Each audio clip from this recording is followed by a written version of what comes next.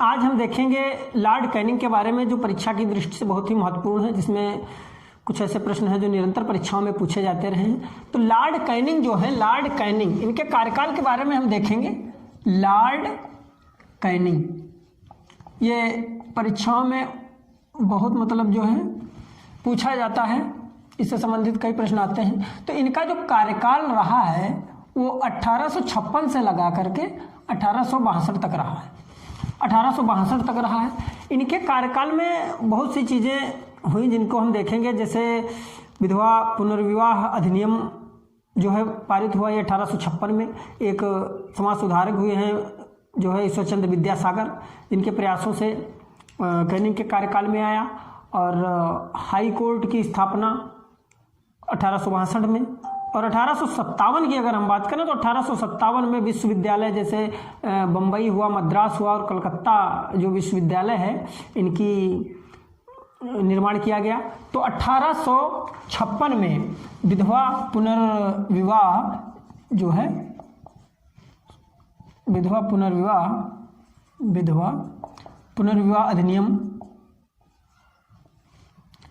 अधिनियम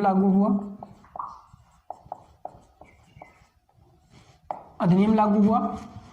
ठीक है, ये एक्ट नंबर 15 कितना था? अधिनियम संख्या इसकी 15 थी। मतलब इसका मतलब ये होता है, जो ये 15 है, इसका मतलब ये होता है कि इस सन में, यानी जो 1856 में बना, ये कब बना? ये 1856 में बना। तो 1856 में इस अधिनियम के अलावा अन्य भी अधिनियम रहे होंगे, जैसा कि हमने पिछले वीडियो में बताया है।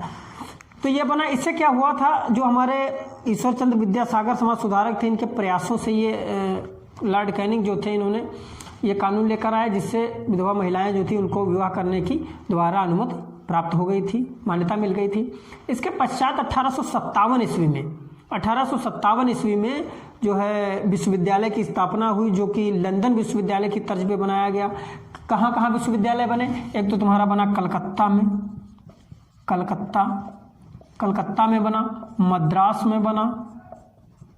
में बना और ये बम्बई।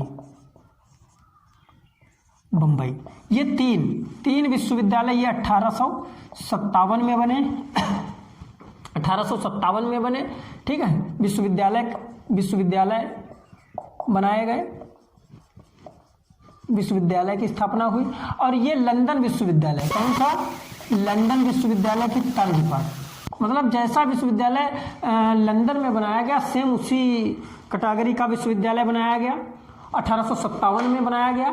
और इसके बाद में क्या हुआ? 1857 की क्रांति जो है, 1857 का जो विद्रोह हुआ है, इसमें भूमिका रही है कई लोगों की, वो हम अगले चैप्टर में देखेंगे। तो और इनके कार्यकाल में क्या हुआ था? 1857 का विद्रोह हुआ, जिसके कई कारण भी रहे हैं।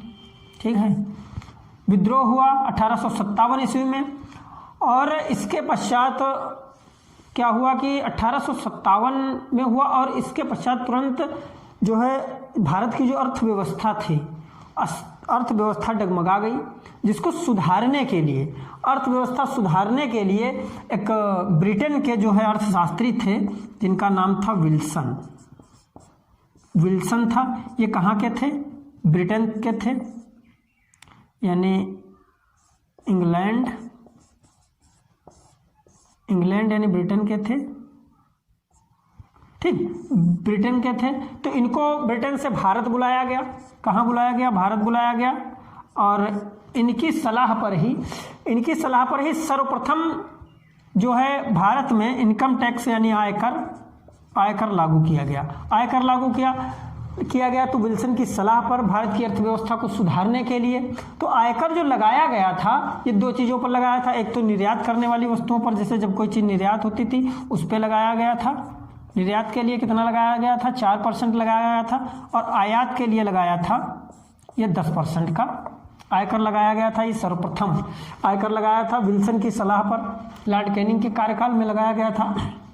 और इसके बाद में जो भारत में अपराध जो है निरंतर होते रहते थे, तो अपराध को रोकने के लिए दंड विधि जो है बनाई गई, जो अभी भी प्रवर्तन में है, भारतीय दंड संहिता, जिसे हम IPC 1860 के नाम से जानते हैं। ये एक कानून बनाया गया अपराध को रोकने के लिए। तो इसको जो मंजूरी मिली थी, ये मंजूरी मिली थी 6 अक्टूबर को, 6 अक्टूबर 1860 को, 1860 को ये मंजूरी मिल गई थी, लेकिन ये लागू कब हुई? ये लागू हुई थी 1 जनवरी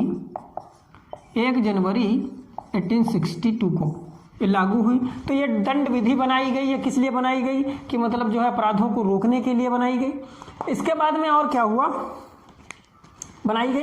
इसके पश्चात जो हाई कोर्ट हैं, ये 3 हाई कोर्ट बनाए गए, 3 हाई कोर्ट बनाए गए। नंबर 1 तुम्हारा ये बम्बई, मद्रास और कलकत्ता, ये भी 1862 में बनाए गए।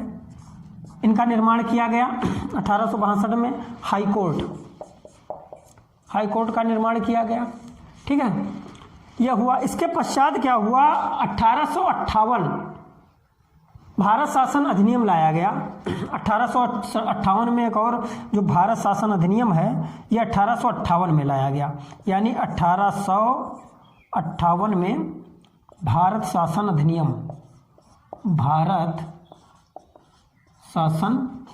अधिनियम पारित किया गया। इसमें 2-3 चीज़ें मुख्यतः थी, जिसमें क्या हुआ था कि जो ईस्ट इंडिया कंपनी थी, ईस्ट इंडिया कंपनी, इसका मतलब जो है ईस्ट इंडिया कंपनी जो थी, ईस्ट इंडिया कंपनी, इसका शासनकाल समाप्त कर दिया गया।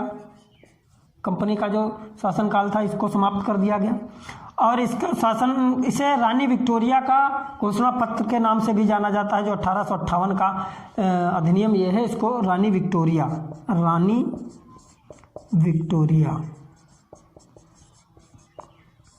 का घोषणा पत्र के नाम से भी जाना जाता है इस 1858 शासन अधिनियम को। इसका खत्म कर दिया गया और ब्रिटेन शासन प्रणाली जो है वो अपनाई गई। और इसके साथ साथ जो है भारत का वायसराय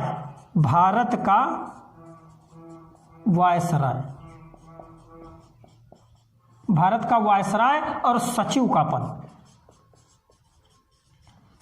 पद जो है इसका सृजित किया गया। भारत का वायसराय और भारत के सचिव का पद जो है ये सृजित कर दिया गया। और इसके बाद और एक थी गोद निषेध जो प्रथा थी, गोद निषेध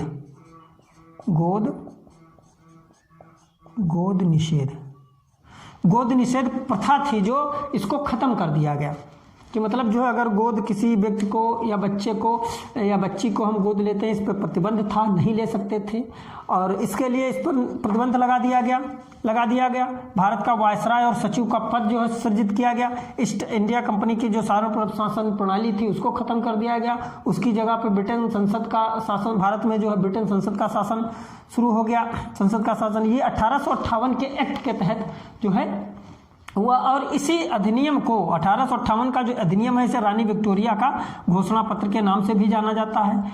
भारत की अर्थव्यवस्था को सुधारने के लिए विल्सन अर्थशास्त्री को कहाँ से बुलाया गया? इंग्लैंड से बुलाया गया। ये आय में कितना टैक्स लगाए थे? ये भारत में पहली बार जो है जो आयकर यानी इनकम टैक्स लगाया गया था। तो पहली बार 4% ये निर्यात करने वाली वस्तुओं पर, आयात करने वाली वस्तुओं पर 10% लगाया गया था। 1857 का विद्रोह हुआ। आईपीसी हमारी भारतीय दंड संहिता लॉर्ड कैनिंग के कार्यकाल में ही बनी। और इसका एक्ट नंबर की अगर हम बात करें तो इसका एक्ट नंबर जो है वो 45 है। यानी ये 45वें नंबर का एक्ट है। 1860 में जितने भी कानून बने, 60 में 45वें नंबर का, यानी इससे पहले और भी बने होंगे। तो उसी सन में 6 अक्टूबर को मान्यता मिली। 1 जनवरी को ये इन्फोर्समेंट हो गया। इसकी प्रवर्तन तिथि है 6 जनवरी से ये लागू हो गया। और ये कलकत्ता विश्वविद्यालय, मद्रास और मुंबई विश्वविद्यालय की स्थापना 1857 में हुई। हाई कोर्ट की बात करें, बम्बई, मद्रास, कलकत्ता 1862 ईस्वी में इसकी स्थापना हुई। और इन्होंने जो लॉर्ड कैनिंग थे, इन्होंने असम में चाय की खेती, एक चीज़ है असम में चाय की खेती, असम में चाय की खेती के लिए प्रोत्साहित किया था भारतीयों को। और नीलगिरी की जो पहाड़ियाँ थी, नीलगिरी की पहाड़ियाँ थी, उसमें कहवा एक होती थी, कहवा की खेती के लिए बहुत ही प्रोत्साहन किया था, बल दिया था इन्होंने। कहवा नीलगिरी पहाड़ियों पे ये होती थी, उस पर विशेष बल दिया इन्होंने। खेती के लिए, असम में चाय की खेती के लिए प्रोत्साहित किया। तो ये निम्नलिखित बातें हैं लॉर्ड कैनिंग के कार्यकाल से जुड़ी हुई जो परीक्षा की दृष्टि से महत्वपूर्ण है।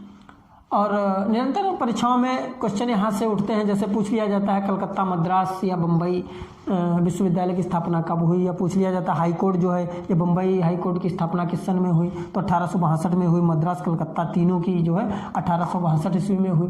विधवा पुनर्विवाह अधिनियम 1856 एक नंबर 15 पारित किया गया, जिससे विधवाओं को विवाह करने की अनुमति मान्यता मिल गई थी।